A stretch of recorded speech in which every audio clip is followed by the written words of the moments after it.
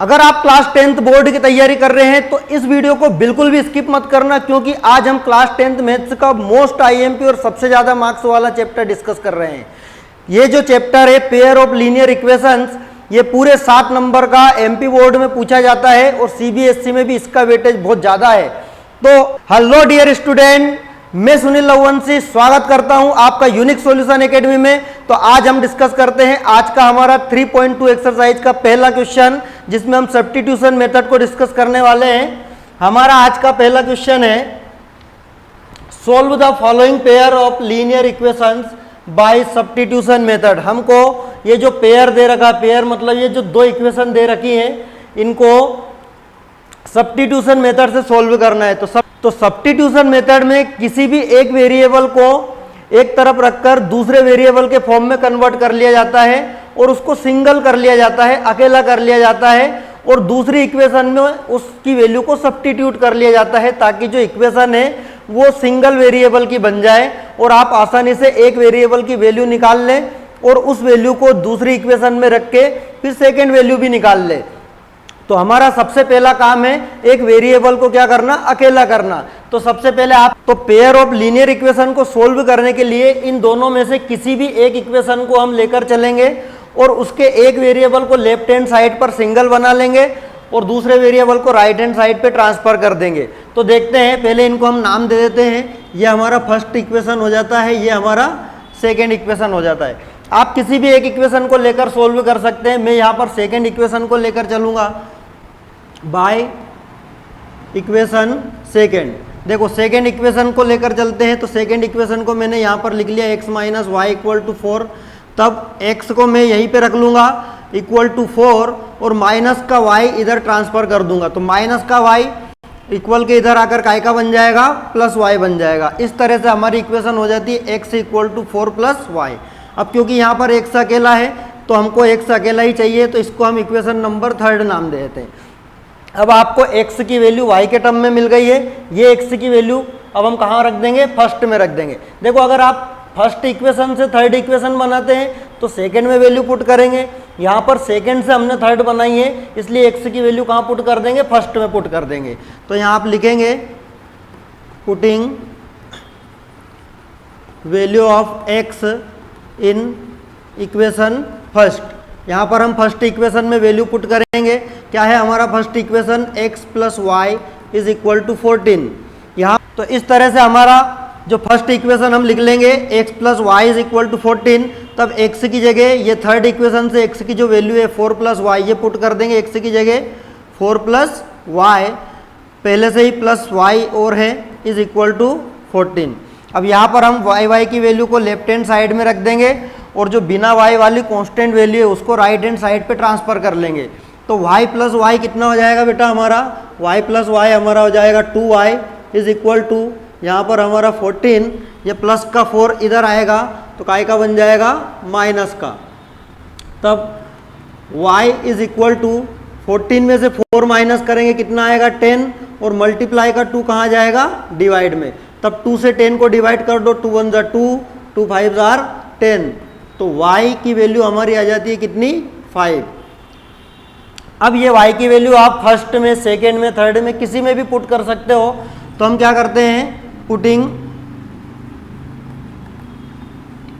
Putting value of y in equation third. मैं यहाँ पर थर्ड में पुट कर रहा हूँ। तो x is equal to 4 plus y, ये हमारी थर्ड इक्वेशन है, ये थर्ड इक्वेशन है। Then x is equal to 4 plus y की जगह कितना रख देंगे, 5। तो 4 प्लस 5 कितना हो जाएगा बेटा, 9। तो इस तरह से आपको x और y की वैल्यू मिल जाती है। यहाँ पर हमारी x की वैल्यू कितनी आ गई है बेटा, 9, और y की वैल्यू कितनी आ गई है हमारी, 5। ये हमारा आंसर है। आई होप कि आपको ये क्वेश्चन अच्छे से समझ में आया होगा। समझ में आया है तो वीडियो को लाइक कर दीजिए और शेयर कर दीजिए अपने सारे दोस्तों के साथ। बढ़ते हैं अगले क्वेश्चन पर। हमारा दूसरा क्वेश्चन है s minus t equal to 3, s upon 3 plus t upon 2 is equal to 6। ये हमारे दो इक्वेशन है, पेयर ऑफ इक्वेशन हमको दे रखा है, इसको सोल्व करना है।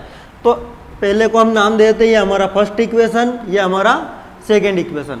अब क्योंकि यहाँ पर किसी एक को ट्रांसफर करेंगे तो हमको एक वेरिएबल अकेला मिल जाएगा, इसलिए फर्स्ट इक्वेशन से सोल्व कर रहा हूँ मैं। तो बाय इक्वेशन फर्स्ट, आप इक्वेशन फर्स्ट से चले तो s minus t is equal to कितना दे रखा है 3, तब s is equal to 3 minus का t इक्वल के इधर आएगा तो काय का बन जाएगा प्लस का। इस तरह से यहाँ पर x अकेला मिल गया, इसलिए इसको हम इक्वेशन थर्ड नाम देते हैं। अब ये जो s की वैल्यू है, ये s क्या हो जाएगा, इसकी वैल्यू को हम पुट कर देंगे सेकेंड इक्वेशन में। तो यहाँ लिख देते हैं putting value of s in equation number second. यहाँ पर सेकेंड में आप वैल्यू पुट करेंगे तो यहाँ पर s की वैल्यू पुट कर देते हैं। s की वैल्यू कितनी हो जाती है 3 प्लस टी अपॉन में 3 प्लस ये t upon 2 is equal to 6। अब आप क्या करेंगे, यहाँ पर 3 और 2 का एलसीएम ले लेंगे या दोनों को आपस में मल्टीप्लाई कर लो, 3 2 जा 6 और क्रॉस मल्टीप्लाई कर दो। तो यहाँ पर मैं क्या कर रहा हूँ, क्रॉस मल्टीप्लाई कर रहा हूँ, 2 का इधर मल्टीप्लाई हो जाएगा और 3 का इधर मल्टीप्लाई हो जाएगा, तब दोनों का एलसीएम आ जाता है 6। तो दोनों का एलसीएम हम लिख देते हैं कितना 6। अब देखो 2 का मल्टीप्लाई 3 प्लस टी में करेंगे तो 2 मल्टीप्लाई 3 प्लस टी और यहाँ पर प्लस 3 का टी में तो कितना आ जाएगा बेटा 3t और इक्वल में कितना हमारा 6। तो यहाँ पर 2 का 3 में मल्टीप्लाई हुआ कितना हो जाता है 6 प्लस 2 का t में मल्टीप्लाई हुआ कितना हो जाता है 2t और ये प्लस का 3t पहले से ही है इज इक्वल टू ये 6 इधर 6 से मल्टीप्लाई हो जाएगा, 6 6 जा 36। अब देखो 2t प्लस 3t कितने t हो जाते हैं 5t is equal to 36 multiply plus का जो 6 से इधर से आगे क्या का बन जाएगा माइनस का। तब 5t इज इक्वल टू 36 में 6 माइनस हुआ कितना आया 30, तब t is equal to 30 multiply का 5 कहाँ जाएगा डिवाइड में, तब 5 से 30 को आप डिवाइड करेंगे 5 6 जा 30, तो यहाँ पर एक t की वैल्यू कितनी आ जाती है हमारी 6। अब यही t की वैल्यू हम कहाँ पुट कर देते हैं इक्वेशन थर्ड में, तो यहाँ लिख देते हैं putting value of t in equation number third. क्या है हमारा थर्ड इक्वेशन बेटा, इक्वेशन थर्ड है हमारा s is equal to 3 plus t, then s is equal to 3 plus t की जगह 6 लिख देंगे तो s इक्वल टू कितना हो जाएगा हमारा 9।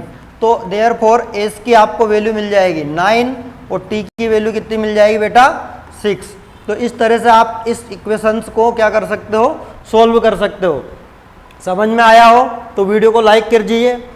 अब देखिए नेक्स्ट क्वेश्चन, एक वर्ड प्रॉब्लम हम डिस्कस करते हैं। The difference between two number is 26। दो नंबरों का डिफरेंस कितना है 26 and one number is 3 times to the other, और एक नंबर उनमें से दूसरे नंबर का कितना टाइम से 3 टाइम्स है।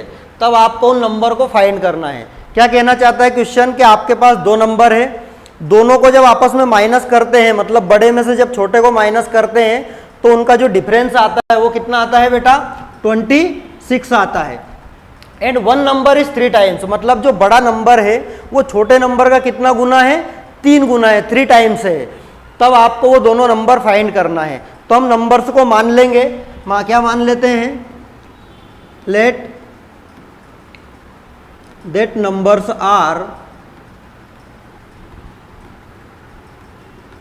x and y। हमने दोनों नंबर को मान लिया, एक नंबर हमारा x है, दूसरा नंबर हमारा y है। देन अकॉर्डिंग टू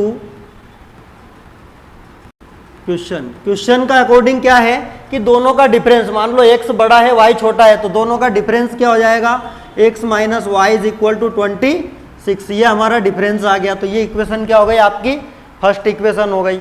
इसी तरह से अगेन फिर से क्वेश्चन क्या कहता है आपका, अगेन अकॉर्डिंग टू क्वेश्चन, आपका क्वेश्चन फिर से ये कहता है कि दोनों का जो बड़ा नंबर है दोनों में से वो छोटे नंबर से 3 गुना बड़ा है। मतलब ये जो बड़ा नंबर x है वो 3 टाइम्स है किसका y का। आप यहाँ पर लिख भी सकते हैं कि larger number is x and smaller number is y, या ऐसा भी लिख सकते हैं कि आपके दो नंबर x और y है। ठीक है, तो जो बड़ा नंबर है x वो 3 टाइम्स है किसका, y का। ये हमारी इक्वेशन हो जाती है सेकेंड। अब यहाँ पर x अकेला है तो x की ये जो 3y वैल्यू है ये फर्स्ट में पुट कर दो आप। तो यहाँ लिखेंगे हम putting value of x in equation number first. यहाँ पर फर्स्ट इक्वेशन क्या है आपका, x minus y is equal to 26। तब x के बदले कितना लिख देंगे अपन, 3y माइनस ये y इज इक्वल टू 26। यहाँ पर 3y में से 1y गया, कितने y बचेंगे, 2y is equal to 26। Then ये मल्टीप्लाई का 2 कहाँ जाएगा, 26 के डिवाइड में जाएगा। तब y is equal to 26 multiply का 2 कहाँ जाएगा, डिवाइड में। तब y इज इक्वल टू 2 1 जा 2, 2 1 जा 2, 2 3 जा 6, मतलब कितना आ जाता है 13। कितना आ जाता है बेटा 13। अब यही जो y की वैल्यू है ये सेकेंड इक्वेशन में पुट कर दो। तो putting the value of y in equation second equation क्या है, x is equal to 3y। तब x is equal to 3, y की जगह रख देंगे हम 13। देन x की वैल्यू 13 3 से कितना होता है 39। तो इस तरह से आपके दोनों नंबर निकल आते हैं कि एक नंबर 39 है और दूसरा नंबर कितना है 13। देयरफॉर आप लिख सकते हो, देयरफॉर दैट नंबर्स आर, वो नंबर क्या है 13, 39, या फिर आप लिख सकते हो 39 एंड 13। तो आपके वो नंबर 39 और 13 है या 13 और 39 है। आई होप कि ये वर्ड प्रॉब्लम आपको अच्छे समझ में आई होगी। ये जो भी क्वेश्चन अपन ने किए ना, ये बहुत इंपॉर्टेंट क्वेश्चन है, आ भी चुके हैं पहले एग्जाम में।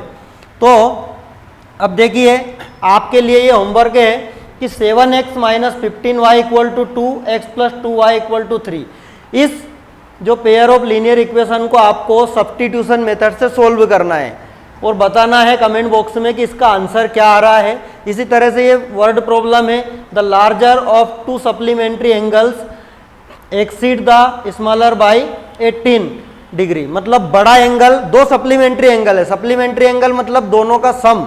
अगर आपने एक को x माना है दूसरे को y माना है तो x plus y equal to 180, ये तो आपकी क्या आ जाएगी, पहली इक्वेशन आ जाएगी, क्योंकि दोनों सप्लीमेंट्री है तो दोनों का सम कितना आना चाहिए 180।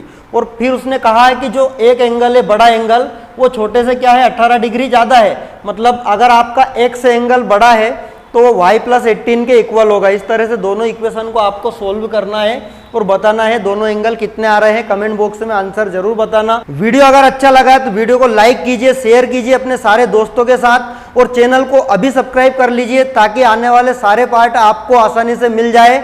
मिलते हैं नेक्स्ट वीडियो में, तब तक के लिए बाय बाय।